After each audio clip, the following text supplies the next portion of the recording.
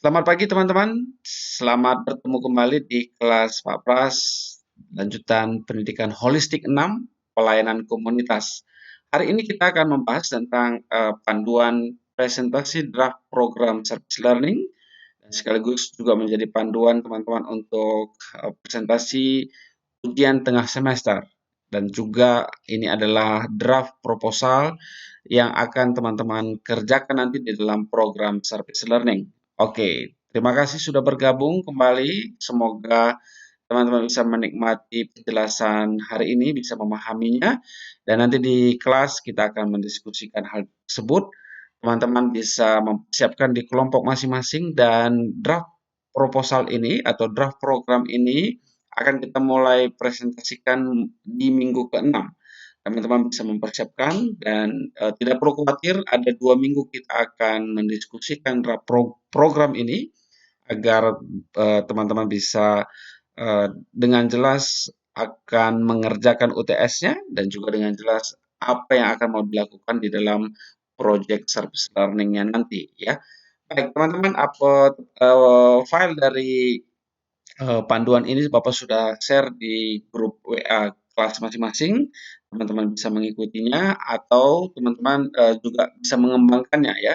Yang paling penting adalah di dalam draft program ini kita bisa melihat dengan jelas apa yang melatar belakangi teman-teman melakukan proyek tersebut dan apa yang akan teman-teman lakukan, masyarakatnya dan seterusnya ya. Dan teman-teman perlu ingat apa yang sudah Bapak sampaikan di video sebelumnya, bahwa dibutuhkan satu analisa yang dalam di dalam membuat sebuah proposal yang baik, dan juga membutuhkan gambaran tujuan yang mau dicapai di dalam prinsip SMART yang Bapak sudah jelaskan sebelumnya ya.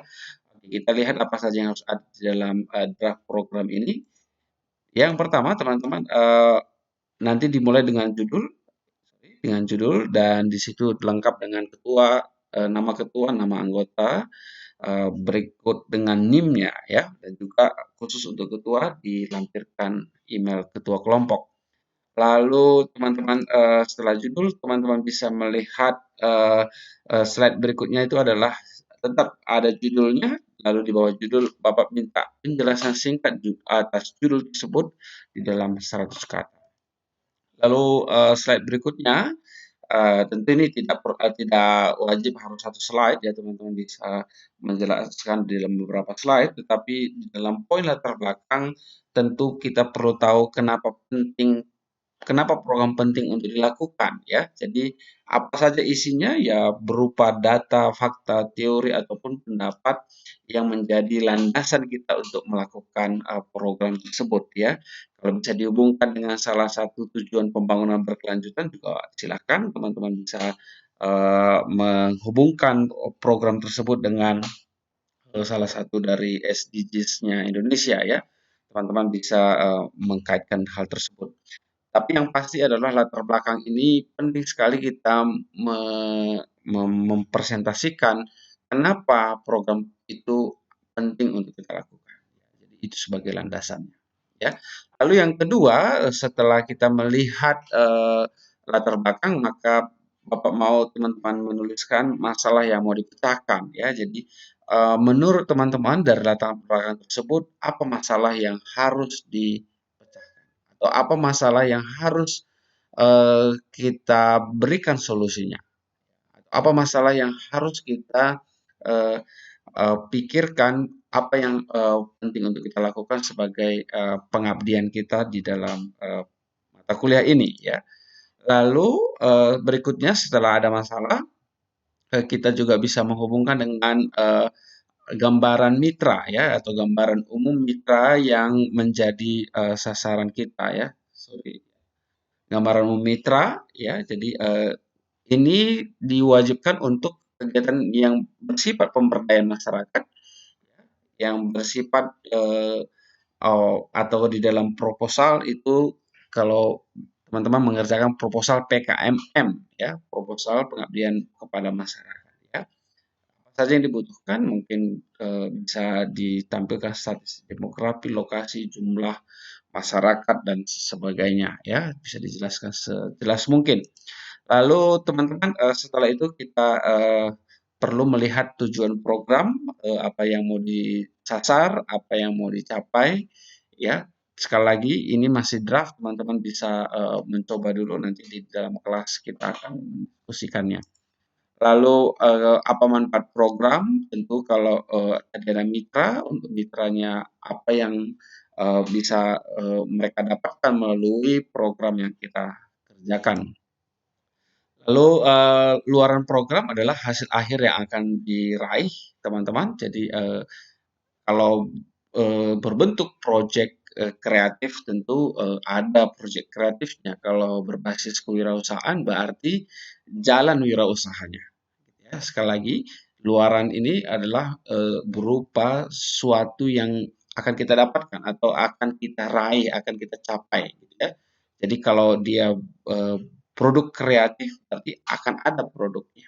Kalau dia berbasis kewirausahaan, berarti akan jalan usahanya, gitu ya. Lalu kalau sudah ada gambaran foto produk, khususnya berbasis produk kreatif, bisa ditampilkan foto-fotonya, bisa dijabarkan atau mungkin model produk yang akan dihasilkan juga bisa ditampilkan di dalam draft proposal ini, ya. Lalu metode pengerjaannya, jadi bagaimana teman-teman akan mengerjakan program tersebut, proyek tersebut, ya, metode apa yang dipakai. Lalu yang paling penting adalah rencana pengerjaan program, ya. Tahap demi tahap bagaimana teman-teman akan mengerjakan program tersebut, ya. Jadi Bapak berharap kan kita di dalam 5 minggu, yaitu minggu ke-8 sampai minggu ke-12 akan mengerjakan program. Maka di dalam ke-5 minggu itu Bapak butuh step demi step pengerjaan program yang akan teman-teman lakukan, ya. Lalu tentu sangat dibutuhkan peran setiap eh, anggota kelompok, peran setiap tim yang ada. Nanti teman-teman bisa melampirkan setiap anggota kelompok teman-teman, lalu misalnya ketuanya, ya, sebagai ketua apa yang menjadi ini hanya contoh ya teman-teman, Bapak ambil dari Google Sheet-nya. Jadi ini contoh saja, ketuanya apa saja yang akan dia lakukan, apa perannya di dalam melaksanakan program, lalu ya anggota berikutnya juga bisa dijelaskan apa saja perannya dan seterusnya, ya. Jadi masing-masing anggota bisa dijabarkan perannya masing-masing. Untuk draft proposal tingkat awal, ini dulu teman-teman, nanti kalau ada tambahan-tambahan nanti kita akan buat. Yang paling penting adalah teman-teman bisa menjelaskan eh, kira-kira program ini bentuknya bagaimana, landasannya apa, tujuannya apa, peran setiap tim nanti akan seperti apa. Oke, nanti minggu ke-6 kita akan bahas ini, berarti sekitar eh, tanggal berapa? Tanggal 12 sampai tanggal 16, ya. Tanggal 12 Oktober sampai tanggal 16 Oktober kita akan bahas materi ini. Teman-teman bisa siapkan mulai dari sekarang, ya. Mungkin juga sebagian sudah mulai mempersiapkan. Yang penting ini masih draft, jadi nggak usah khawatir, buat seoptimal mungkin dan nanti kita akan diskusikan bersama. Oke, begitu dulu teman-teman. Semoga bisa dipahami dan dikerjakan dengan semaksimal mungkin, ya. Selamat bekerja. Kalau ada pertanyaan nanti di kelas teman-teman bisa tanyakan atau di kolom komentar juga bisa ditanyakan atau di UVC juga bisa ditanyakan. Oke, terima kasih teman-teman. Sampai ketemu kembali di kelas berikutnya. Terima kasih.